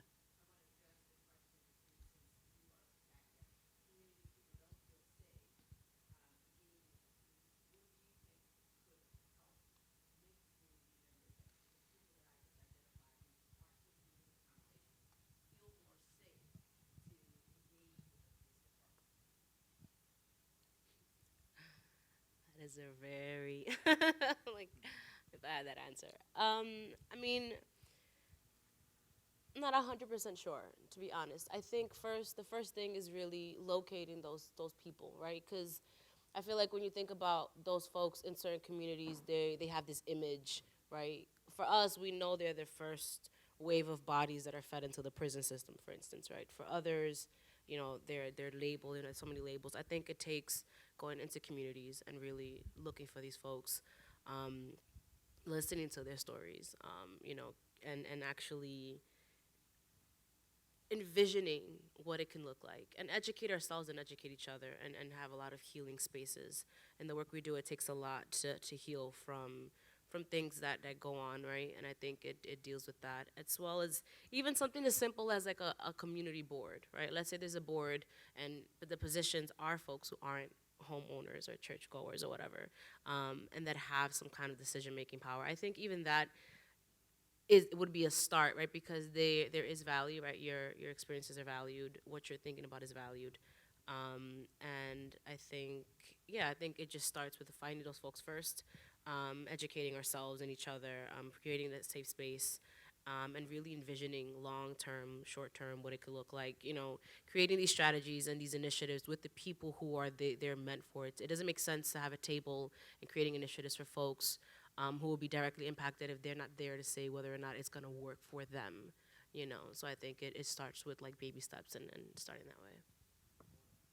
Jump in. I think also around that question, first I think, kind of uses it's sort of like if you're in a relationship with somebody, you're doing something wrong. I think the first way to get forgiveness for what you did wrong is that you have to admit the wrong, and be honest about the wrong, and then you can begin the process of making amends for the wrong. What we've seen particularly, even is going, I was heavily involved with a lot of the protests around the city last year, even organizing some of them and all that and whatnot. And I think the rhetoric that was sort of pushed forth from the police department was that you're wrong for doing this. You need to stop doing this. And then when officers Lou and I forget the other officers, Ramos was killed. He's literally 4 blocks away from where I lived. And I think the rhetoric was after that was, you're partially responsible for this. The messaging that we get, and the messaging I say we, right? 'Cause I often like to say I can speak with people who are in the room with, ties in the top of the boardroom. I can speak to the dude on the corner, right? I like to be able to navigate all those spaces. And the message that some of these folks get, myself and others, is that it's further sort of alienating us that we are the problem. It is not an honest conversation. It's not an honest saying I'm sorry. And be clear, saying I'm sorry is not the answer to it all, right? But I'm kind of using that, being very sort of basic with it. We don't have enough of these honest conversations about where police and policing is wrong. And just give one example. So I moderated a panel in Brownsville about 3 Fridays ago with about 150 boys from about ages 13 to 12 to about 18. There's 18-year-old in Brooklyn Borough Hall. And on the panel, there was some community folk, there was an attorney, and there was an officer on the panel. And we asked, we don't want to have these panels where we're just talking, we want to get the kids involved. So I asked, the kids, what are your thoughts about police? How do you feel about them? And I remember there's a boy sitting in that part of the class, of the space. He stood up, he was 13, and he was saying, his comments and his composure was almost as if he's battling with this in his mind, I just don't get it. And his comments, paraphrasing, was I just don't get it. Why do they keep harassing us? I just don't understand this. What do we do that they just keep bothering us? 13 years old, in the school, he's in one of the schools where they have a lot of programming in the schools, and he has this feeling. So when you have that feeling at 13, And then I'm gonna like go about 40 years fast forward and say to somebody like Mr. Eric Garner, who was 11 times saying like, I'm sick of this, I'm tired of this, like and then he said he couldn't breathe 11 times, excuse me, but his initial comment was like, I'm sick of this, I'm tired of this. You understand why he was saying that. There's a 13-year-old kid, I don't know Mr. Garner's experiences all his life, but I know at that point, and I can think about my experiences, and I think about that 13-year-old experiences,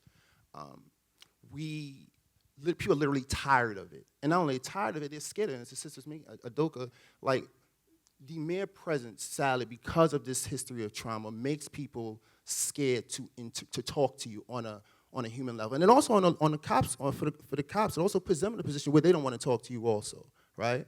And that's on more of a general term. So kind of going back to, to the crux of your question, I don't think we're honest enough about the problems with law enforcement. I think that as we have these conversations in the intellectual capacity, and I can hear Commissioner Herman, I've been in places with Chief O'Neill, and we have these conversations with folks who are in a space, and I want to say not necessarily in a safe space, but are in a place to have these conversations with these folks. The average person in the communities don't have this accessibility, don't have that feeling of safety to have that conversation, and simply just don't trust you enough to have that conversation with them. So I'm not giving I don't want to give like a, it's a woe is me, it's completely pessimistic, there's no way to do it, but I'm saying that going back to the outset, when we have those who are in the highest position of power within law enforcement, even the mayor's office, who continually alienate and place the blame for problems in this community on this a certain segment of people, what do you expect the result to be?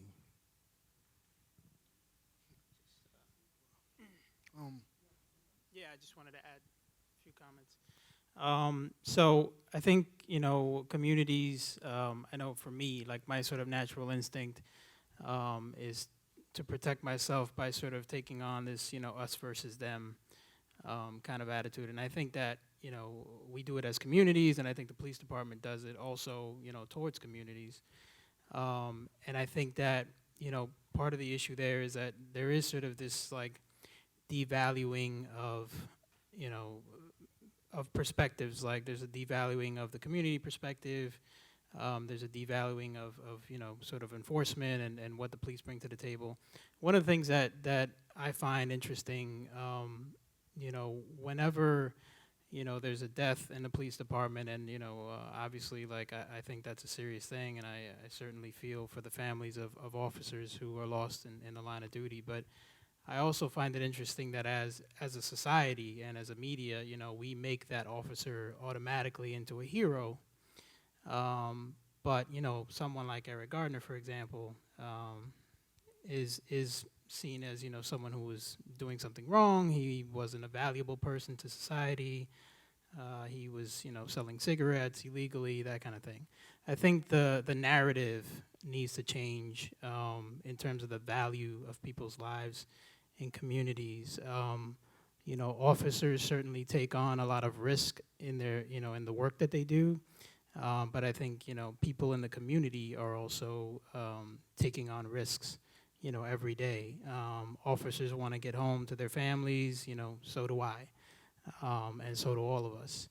So I think, that's a part of the conversation that I think needs to happen is there has to be this, like, value. Officers have to value the lives of the people in the community, and we all have to value each other. Before I ask my question,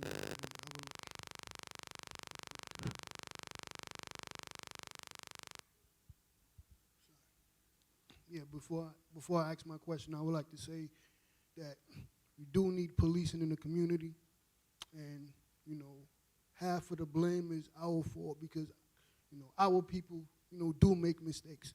But I want to speak on the imbalance of injustice within the communities, and I want to speak on the common sense of the police. My question is, why is there an imbalance of policing in, we would say, for example, Bedford-Stuyvesant than Mill Basin or Bensonhurst? Why is there not the same kind of interaction? in these different communities? Is my first question. And then my second question is, like the brother stated with his situations, and I'm going to state mine, the police were called to my house.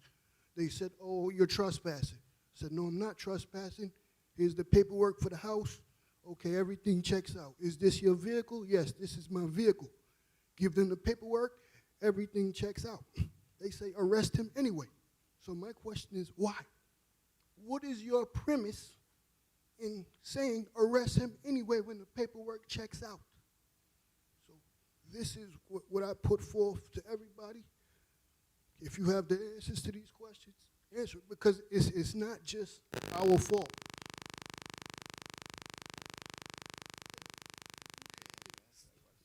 Yeah, I am. You know, it's not just our fault. If Eric Garner was selling illegal cigarettes, then we got to take the cigarettes out the corner store. Just like they doing with the K2 now. You know, the K2 has become illegal, so, you know, same thing. So we can't charge Eric Garner for illegal cigarettes, you know, and not charge, the higher authorities. So, you know, just to pose these questions here. So I'm gonna take a shot at it, no pun intended. I'm asking people to be brief. Okay. Lots of people have questions. Got you. So I'm gonna take just really quick. I think the answer to your question is, I think in the answer to your question, I'm sure you pretty know the answer to your question. I think the answer that law enforcement would give oftentimes, because that's where the majority of the 911 calls from. That's where the majority of the people in the community say they need enforcement. So they have to put their resources in particular areas. That's the answer law enforcement will oftentimes give you. I would say that's the answer law enforcement has always given you. So just recently, not necessarily recently, about 2 months ago, I held a Twitter chat, and it was the provocative questions: which came first, police brutality or the gun violence, right? And I used a provocative title, obviously playing a play on what came first, the chicken or the egg. But sort of just getting to the point that I think the answers that they give for why resources are allocated or the police resources are sort of deployed differently in particular areas of community are not necessarily based on what's really happening in those communities. I think it's just sort of been that way. At the outset, I mentioned about, the problems with police in 31 and 43, and I can go on. And that was definitely before gun violence was a huge problem in these communities. Yes, so police were deployed in those communities differently. So, I mean, that's just my sort of assessment of the question you asked. And so the answer, I think you know the answer to your own question.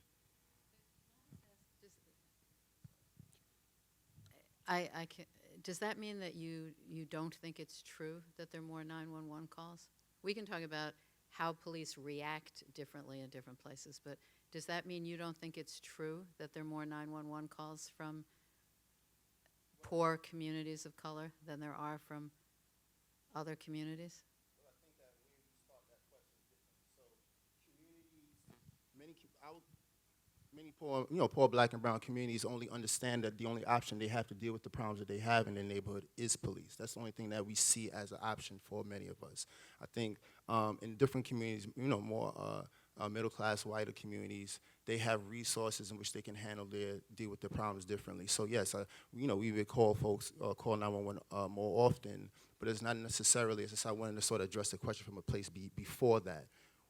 The communities are resourced differently in the first place, so they have other ways of dealing with a lot of the problems in their communities. Many communities of color, and we can't deny that poor communities of color are resourced differently for different reasons. Well, we know for what reasons, but many communities of color resourced differently, so the only alternative, the only option at their disposal is a 911 call. And as you said, even you've mentioned that 911 calls are overused, greatly overused. So it's not necessarily they're calling 911 because they need it, but they only see that's the only alternative to dealing with any problems that they have.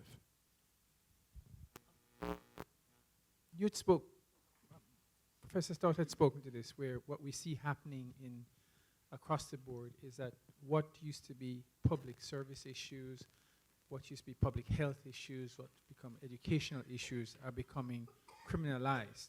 So you find in many neighborhoods, the only places that are accessible to you is the emergency room and the 911 call. And I think the point he's making is that in more resource neighborhoods, you have better access to services. So it's not necessarily, it would be interesting perhaps to have another presentation on when they disaggregate the 911 calls. What are they for? I mean, maybe somebody come, I don't have medication. The problem that I think many communities are concerned about is you call for a mental health problem and a policing problem escalates into something that's not what you called for.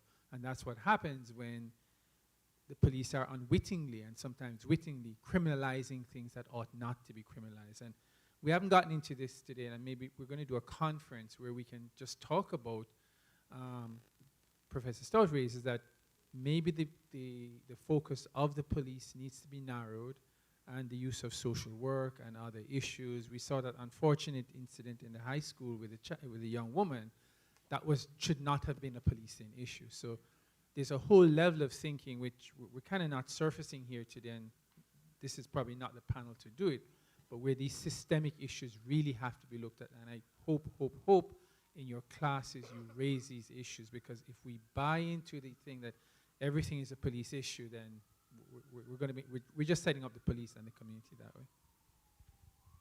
Thank you. So that was actually a great introduction for my question. I feel like I just got queued up here. So I apologize. I was at meetings and I was unable to be here for the whole thing. So this may have been addressed. But I work in. I teach policy analysis. We definitely are talking about these issues in my classes, but I also work in housing and community development, and I'm curious, and so much about policy making, planning, community work is very siloed. So not only are the police, some of the issues being criminalized, but also the rollback of services means that the police are picking up where other services used to be the front lines. And I'm curious, for those of us who work in these other public domains and community domains, what our organizations should be doing, or if CDCs are at the table or other community-based organizations, or is it always social services, churches? It's just, I'm curious sort of what organizational actors are also able to be involved as well. The example of the park is a great example. Like, could the Parks Department be doing something about these curfews? It's sort of, so they typically do. So that's good. So, this is not something that I know too much about. But I guess I'm wondering, what, as developers come into many of these poor communities looking to make them, looking to gentrify, looking to have the next big neighborhood, looking to kind of move the development forward, is there a way to connect to some of these issues that you guys are discussing?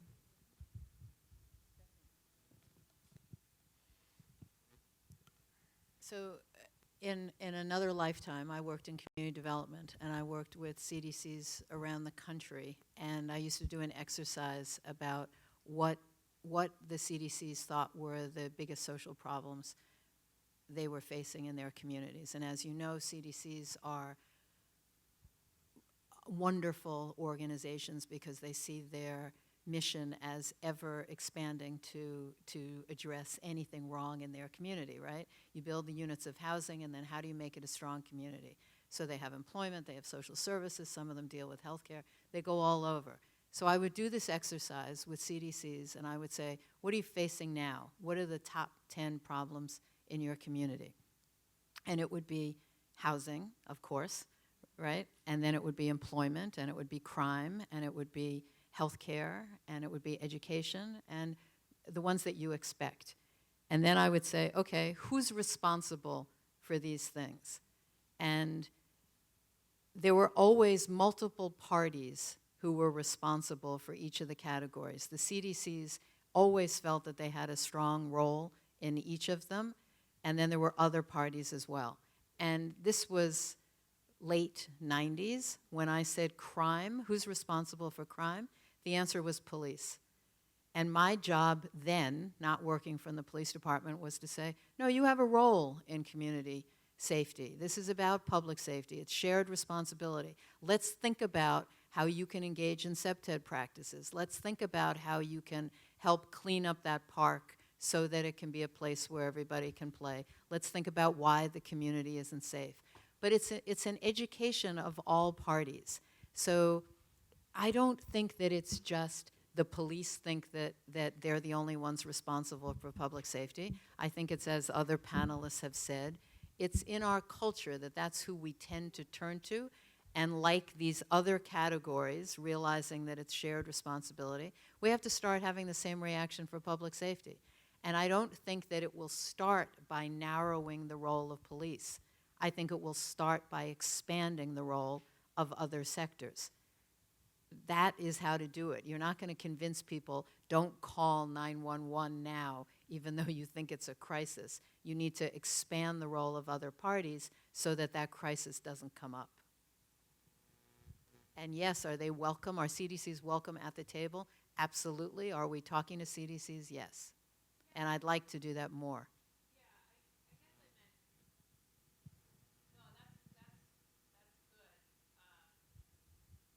Quite sure.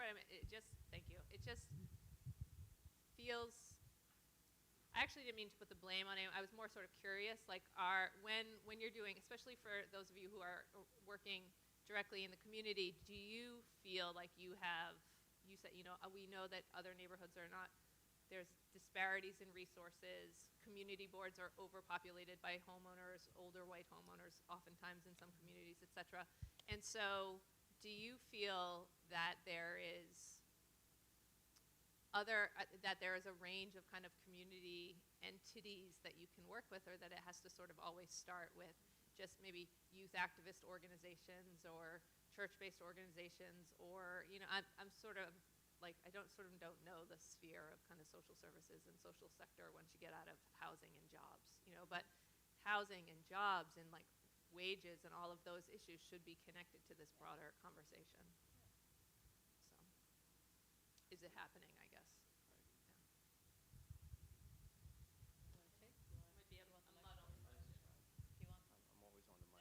I agree. I agree. I agree. Let me say one more thing. I think we do, but let me just say there's, I wish I could remember her name now, but there's this very dynamic, terrific 19-year-old head of a youth organization that fairly recently became the head of a precinct community council. Different voices are coming. She decided to get in there and try and have her voice heard and be part of it. Now, she could have gone to a community board, but to actually go to a police precinct community council, and for us to have a 19-year-old youth organization leader as the head of that precinct community council, it's fabulous. And I'd love to have a wider range of voices say, we'll come to you, or you come to us. Come to us when we're having our dialogue about our community planning, the mapping of East New York. Where's the police department in that conversation about how we think? This is a multi-year process about mapping and planning East New York. Where's the police department in that conversation about what kinds of structural, physical changes and developmental changes we think would help this be a safer community? Okay, our last question. My question is for the professor and the gentleman in the middle. Most of the things you've talked about already, but I just want to say, let's give praise where praise is due. If the police are evil, they are necessary evil. Having said that, is there anything you are doing to, educate the kids that you deal with, that some of the problems are not by the police, they are by politicians, that they should vote? Because we vote, I know we can get those politicians out there and put those that we think will seek our interest. That's what I know. You can vote politicians in and out. Because like you said yourself, some of the, rulings that came down from, we can come down from Supreme Court, Terry v. Ohio, Means, Pennsylvania, on and on, the list go on. If the police are always supported by the law, that means the politicians are giving them the backing. So some of them, I think we have to go back to the politicians, because it's like they are straitjacketed in a way. So some of the things they do could be understood. Are you doing anything to educate the public, the youth, the black youth, that they should register to vote? Because with vote, some of these things can be resolved. That's my opinion. Is there anything you are doing? So the first answer to be in terms about registering to vote or civic engagement. I'll just sort of like say a couple things. One is just about a month after I came home, I spent time in prison. I started a program called HOLLA, H-O-L-L-A, in Brownsville, working with young folks in the community, getting them involved with school and college trips and all that sort of stuff, visiting places like NYU and Basson, Columbia, and that's still running. I started a program in Crown Heights called Youth Organizing to Save Our Streets, which trains teenagers to be organizers around issues of community violence. And then after that, at another organization, started a program called I Live, which addresses the trauma associated with gun violence on both sides of the gun. So I mean, so not specifically voting, to be clear, but I'm saying that myself, and I did that in partnership and support with a lot of other folks. It's just not Marlon doing that. And there are other folks who are doing similar, who are pursuing and creating similar initiatives in communities throughout the city. I think it's interesting that you brought it back to politicians. At least with the youth I work with, they are educated on what's going on. Not all of them will be eligible to vote, right? Whether it's because they've been through the prison system and still might not be able to vote at that moment, which also stems out to their family members, or some of them just aren't old enough yet. But we do a lot of effort, right? Like the last election that just passed a few weeks ago, we were out and registering folks and making sure that folks go out to vote. But I think it's a bigger issue than just the young people going out to vote. I think collectively, I know there's a lot of different narratives behind voting, and a lot of people agree with it, don't agree with it. But I know currently we are working with legislators to pass certain legislation that goes hand in hand. But I think that also has a lot to do with like the NYPD, right? I think if the NYPD and legislations and community members can agree on something like the pieces of legislation I was asking about earlier, which includes simply IDing yourself and identifying yourself, I think it begins to then form those bridges we need. And it goes back to accountability, right? Holding back and holding the politicians we elect into office accountable. And getting our own people in office, right? Getting the people who are in communities who are directly impacted into legislation and into those spaces where they can hold that power to then pass stuff that then goes back to the same communities they grew up in and to address the same kind of instances they went through as well. I want to thank. I'll just reiterate in that your point is really well taken, right? Political education is extremely important. We're all doing lots of, we're having a lot of these conversations, and voting is one aspect of that. The political cycles are part of that. But there's lots of ways to engage in politics that don't involve voting, and some people can't vote. And so I think your point is really well taken, and also expanding the idea of what political engagement is. I want to thank our panelists for a very thought-provoking presentation. There's obviously a lot of work to be done. The issue is complex, movement is slow. We have to be vigilant, kind of have one eye on hope and one eye on skepticism, and that's what we do at universities, and I hope you'll continue to support these events, spread the word,